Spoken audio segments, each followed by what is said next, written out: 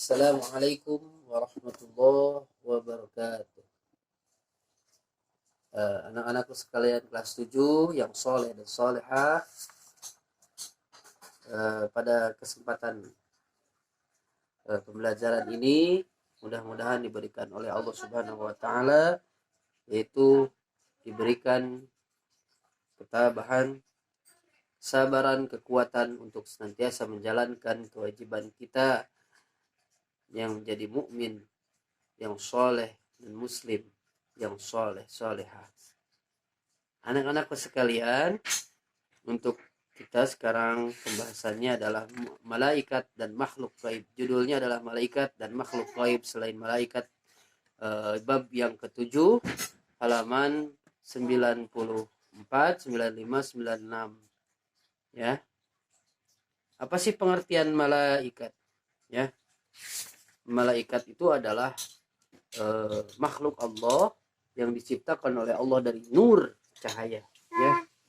Kita pun akan bercerita sedikit bahwasannya yang pertama Allah ciptakan, ya, yaitu kedua malaikat, malakaini, pernah dibahas dalam Allahu yaj'alahu malakaini, bahwa Allah Subhanahu wa taala menciptakan dua malaikat. Yang pertama malak Jibril, yang kedua malak Izazil, ya. Malak Izazil yang nanti beranak terus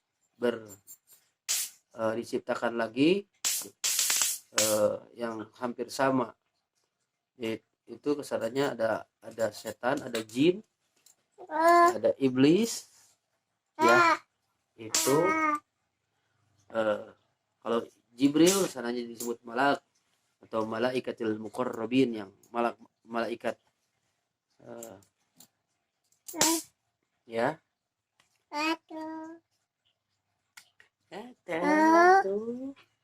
Oh, nah Dedek sini. Ya, anak-anak sekalian, kita akan membahas tentang malaikat. Malaikat adalah makhluk gaib. Makhluk gaib ciptaan Allah Subhanahu wa taala, tidak bisa terlihat oleh kasat mata, tetapi bisa dirasa oleh keyakinan mata batin, mata ruhaniyah, disebut dengan basoriyatun, ya. Kita ini memiliki panca indera yang keenam semuanya, yang harus bisa melihat, ya. Bukan hanya mata, kelopak mata yang dua ini, tapi dalam hati kita itu ada mata hati, disebut juga ada mata hati. Mata hati itu adalah disebut mata batin, ya. Malaikat adalah makhluk gaib ciptaan Allah Subhanahu wa taala yang diciptakan dari nur cahaya dan memiliki sifat selalu taat kepada Allah. Malaikat itu kalau disuruh sujud. Kalau malaikat itu terus berdoa. Kalau malaikat itu tugasnya diam di depan pintu, diam.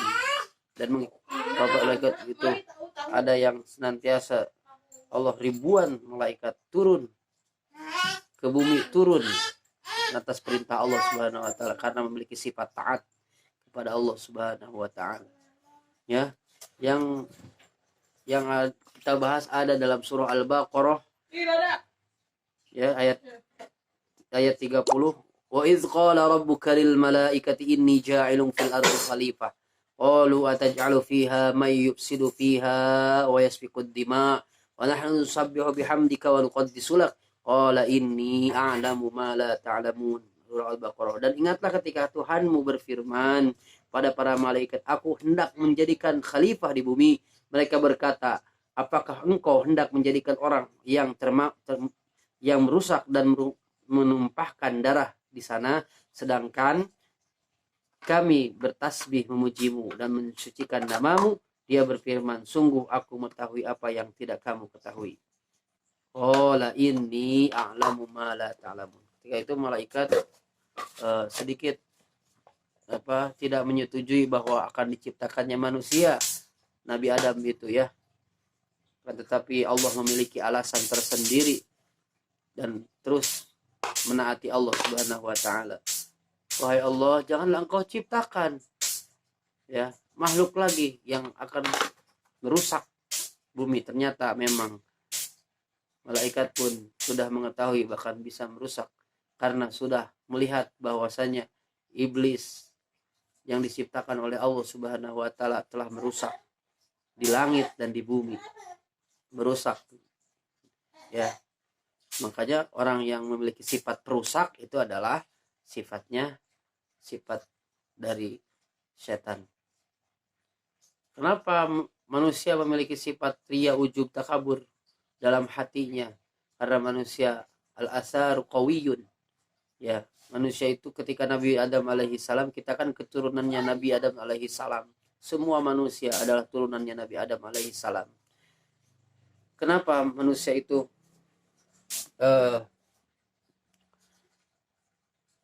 ada memiliki sifat-sifat buruk hampir sama dengan sifat-sifat kecemburuan, sifat-sifat ria, ujub, takabur, sombong, sifat-sifat yang jelek? Karena dulu Nabi Adam alaihissalam sebelum ditiupkan ruh, dihidupkan oleh Allah, diciptakan oleh Allah, jasadnya sebelum dibangunkan, ditiupkan ruh oleh malak Jibril alaihissalam, Nabi Adam itu diludahi oleh malak Izazil yang sekarang menjadi iblis, diludahi jasadnya selama 5.000 tahun, dibersihkan oleh malak Jibril alaihissalam. Jasadnya Nabi Adam alaihissalam dibuang ke bumi, maka menjadi hewan yang najis. Ya, 2 kali diludahi karena bekas-bekas ludah itu masih menempel. Ya, sebersih-bersihnya piring dicuci pasti ada bekas noda yang sebersihnya baju, kalau ada noda yang kuat maka tidak akan sebersih seperti semula.